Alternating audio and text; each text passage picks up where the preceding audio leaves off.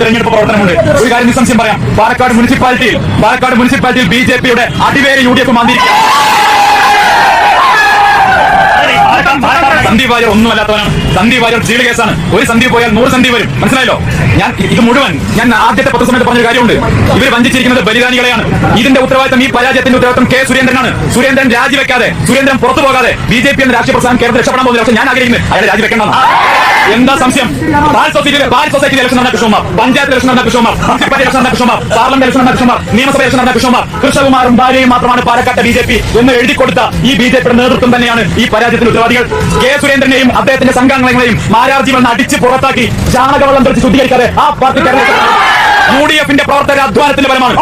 അടുത്ത മുനിസിപ്പൽ തെരഞ്ഞെടുപ്പോടുകൂടി പാലക്കാട്ടെ മുനിസിപ്പാലിറ്റിയുടെ ഭരണം കൂടി എന്തായാലും വലിയ മാസമായിട്ട് സന്ദീപ് ഒരു ചീള് കേസാണെന്ന് പലരും പറഞ്ഞു. ഞാനൊന്നും അവകാശപ്പെടുന്നില്ല എന്ന് പറയുമ്പോൾ തന്നെ എന്നെ ഇറക്കി വിട്ടിട്ട് തോറ്റതാണ് ഇതെന്നാണ്